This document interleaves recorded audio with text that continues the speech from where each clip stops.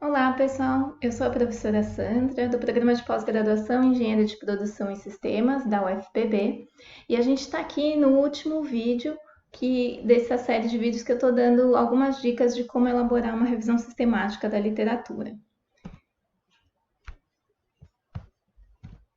Então, só retomando aqui um pouco, nas etapas anteriores a gente definiu a amostra, a gente fez análises quantitativas em cima dessa amostra e nessa etapa a gente vai fazer uma análise qualitativa, que seria essa análise de conteúdo. A análise de conteúdo é uma técnica de análise de dados que não é restrita à revisão sistemática da literatura, pode ser usada em outros momentos, por exemplo, análise de entrevistas ou outros dados qualitativos. E o que é importante é vocês usarem sim as etapas anteriores para ter dicas e noções iniciais de como fazer essa análise de conteúdo, ou seja, de como fazer a leitura de cada um desses artigos, buscando extrair as informações mais importantes para a nossa pesquisa, para a nossa pergunta de pesquisa. Isso costuma ser uma crítica bastante recorrente dos revisores, que é as etapas de análise não estarem conectadas, mas sim a gente precisa ir construindo esse conhecimento com base na concatenação das análises quantitativas e qualitativas.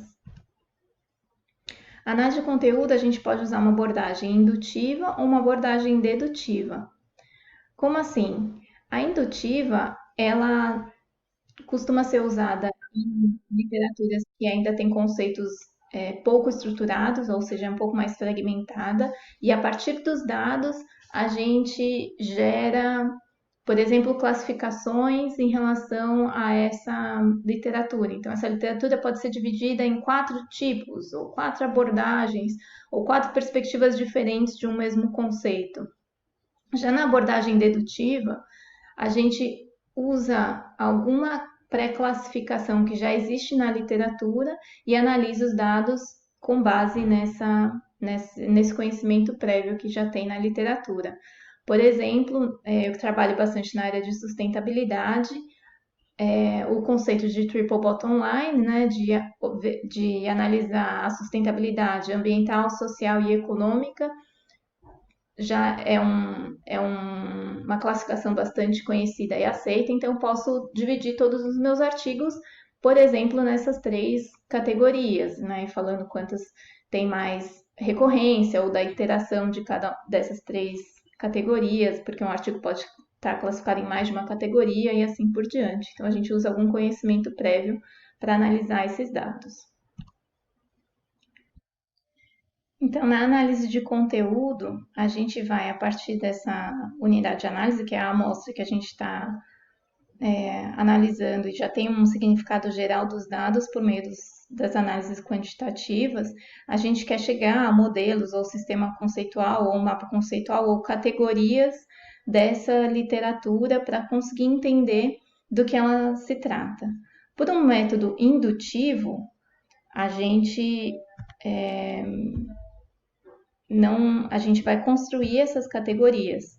Então, a gente parte de uma codificação aberta e aí a gente faz uma planilha de codificação para começar a agrupar e categorizar esses artigos. Então, às vezes a gente vai ler, sei lá, 10 artigos, faz uma possível codificação e aí vai lendo um pouco mais. Será que a gente vai precisar refinar essa codificação ou esses 4 categorias que eu defini inicialmente já estão boas, ou vou precisar reagrupar outras? Então, é um método um pouco mais interativo e que aí o pesquisador vai construindo essas categorias de análise. Pelo método dedutivo, essa matriz de análise a gente pode tirar da literatura. Quais são as possíveis categorizações, ou classificações ou abordagens desse conceito que a gente pode usar? E aí organiza esses dados para depois gerar os agrupamentos. Uma outra possibilidade, se essa literatura está já ainda mais já estruturada, a gente pode chegar a uma codificação desses dados e aí já gerar eventualmente testes de hipóteses ou comparações com estudos prévios, já de uma outra forma, para chegar da mesma forma nesse modelo conceitual, mapa. Isso vai depender, ou seja, muito da amostra que vocês estão usando e do quanto aquela literatura já está consolidada ou não. O que que ajuda, né? Uma dica para vocês fazerem essa análise de conteúdo é dentro da base de dados do Excel e colocando quais são os, inserindo colunas, né, e levantando quais são os principais conceitos usados, eventualmente definição de termos importantes, objetivo de pesquisa, método, alguns principais resultados também e indicações para pesquisas futuras, né? Isso também é bem interessante fazer essa análise de o que, que os artigos têm falado que são gaps de pesquisa para o futuro. Isso ajuda bastante, costuma ser algum tema de interesse para o leitor de um artigo de revisão sistemática. Claro que a gente tem que tomar cuidado para não falar que, para não levantar que um artigo que é de 2000 colocou que um gap de pesquisa é explorar uma determinada ferramenta numa área e só que hoje pode ser que aquilo não seja mais um gap de pesquisa, então isso tem que ficar muito claro também na hora de fazer essa análise. Então a gente vai tentar usar essa análise de conteúdo para classificar os artigos, entender melhor quais são os termos e o estado da arte daquela literatura. E a ideia é que essa análise de conteúdo esteja sim conectada com os dados quantitativos, com análises quantitativas a priori. Isso costuma ser uma crítica bastante recorrente dos revisores de como que pulou do quantitativo para o qualitativo, de onde surgiram essas categorias, porque são 5 categorias, não 4 categorias. A ideia é que as análises anteriores e às vezes análises de rede também ajudam a dar algumas dicas de como que esses dados podem ser organizados, ok? Qual que é a ideia da codificação, né? A codificação é uma técnica que pode ser usada dentro da análise de conteúdo, que tem esses softwares, né? O MaxQDA e o NVivo, mas também existem outros, são ambos softwares pagos, para ajudar nessa codificação. A lógica que está por trás da codificação é que a gente tem vários dados que estão na literatura, né, fragmentos de dados, que são os textos em si, os full text, e a gente tenta categorizar em códigos, então todas as vezes que o artigo menciona sobre uma capacidade dinâmica para sustentabilidade, eu vou grifar com um vermelhinho. Sempre que ele fala de capacidades de um tipo específico, é uma capacidade dinâmica colaborativa. Aí eu vou grifar com outro. Não é colaborativa, essa é capacidade dinâmica para sustentabilidade ligada à inovação. Aí eu vou grifar com outra cor. Essa é mais ou menos a lógica desses softwares. E aí depois no final a gente consegue fazer uma leitura sistemática de todos os grifos que a gente considerou que são da mesma cor, vamos dizer assim, e tentar dar um significado para como esses grifos se relacionam. Então, será que é uma relação de causa e consequência ou é uma variável moderadora?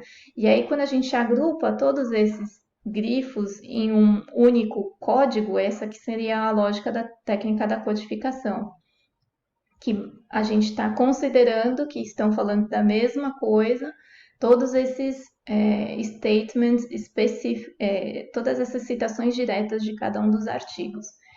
Então, isso é uma forma de você fazer essa análise de conteúdo do seu artigo.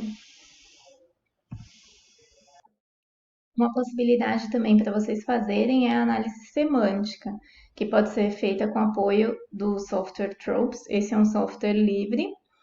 E com esse software, a gente pode analisar, por exemplo, uma lista de várias definições e entender como que esses artigos estão tratando dessa definição. Esse exemplo de artigo que eu trouxe, ele analisa o que é um Technology Road Mapping. Então, é uma ferramenta, é uma abordagem, é uma estratégia. Esse software ajuda a fazer essa análise. Eu trouxe para vocês aqui alguns exemplos de como vocês podem mostrar essa análise de conteúdo no artigo. Então, por exemplo, esse daqui está mostrando ao longo dos anos a distribuição das categorias desses artigos. Então, aqui se os artigos que. Esse era sobre mensuração de desempenho e sustentabilidade, se ao longo do tempo tem algum pilar da sustentabilidade que está predominando mais, ou aqui ele está falando se é uma desempenho e sustentabilidade voltado para a área de gestão, de mensuração ou de reporting. Então, também a gente consegue ver essa evolução ao longo do tempo. Aqui a análise de conteúdo foi mostrada por meio de uma tabela, então aqui é o construto e as classificações desse construto, quais são os tipos, e entender melhor do que se trata esse construto, e aí as principais referências, a quantidade de referências, isso também ajuda a definir o leitor do seu artigo. Aqui, por exemplo, foram identificadas as capacidades para sustentabilidade, capacidades organizacionais para sustentabilidade, e como que foi construída esse conceito? Foi por meio desses termos, esses são os termos que os autores usaram, e aí com base nisso foi feita essa definição com base, ou seja, em todos esses autores aqui. A análise de conteúdo pode ser alguma coisa um pouco mais visual também, se vocês quiserem. Também aqui é uma outra abordagem visual interessante, né? Falando sobre a questão do desempenho operacional, né? Técnicas de link focadas em desempenho operacional, em desempenho ambiental, como que isso está se sobrepondo também. O mapa conceitual é outra forma bastante interessante de mostrar os tipos, as categorias, né? Como um construto está dentro do outro, também é bem legal. Vocês podem usar também chegar a um framework teórico de quais os principais construtos, como que um construto está relacionado com o outro. Ou, nesse caso, a literatura achou 3 possíveis abordagens de como a literatura, nesse caso de Sustainable Supply Chain Management, está abordando essa problemática. Então, pode ser problemáticas desse tipo ou desse tipo. Também fica bem interessante para o artigo de vocês. Ou seja, é uma etapa interessante, consegue trazer bastante coisa nova para a literatura, essa visão geral. Nem sempre as conclusões são óbvias, então costuma ser uma etapa assim mais aberta, menos prescritiva. Mas vocês podem usar gráficos, diagramas e quadros para ajudar a sintetizar as ideias, comparar um artigo com outro, agrupar os artigos, isso costuma ajudar bastante o leitor. E vocês também, quando estiverem fazendo as análises em si, né? E aí, não esqueçam de usar sempre as etapas anteriores para ajudar a construir esse conhecimento e sempre, sempre tenham na cabeça qual que é o objetivo de pesquisa. Ok? Então, são essas as etapas gerais de uma possível, né, revisão sistemática da literatura. Depois, para cada caso, vocês podem escolher enfatizar mais uma etapa ou pular alguma, e aí vai muito da decisão do próprio pesquisador. E tem aí ferramentas que vocês podem usar de apoio. E eu queria deixar aqui algumas dicas gerais para a elaboração de um artigo de revisão sistemática da literatura. Isso para qualquer artigo, né? Usar linguagem clara e objetiva.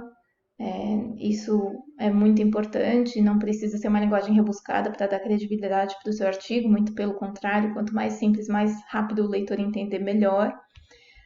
Ajuda muito se você já tiver um artigo de revisão sistemática na revista que você vai submeter para usar como base, e aí seguir um pouco aquela estrutura, isso ajuda bastante.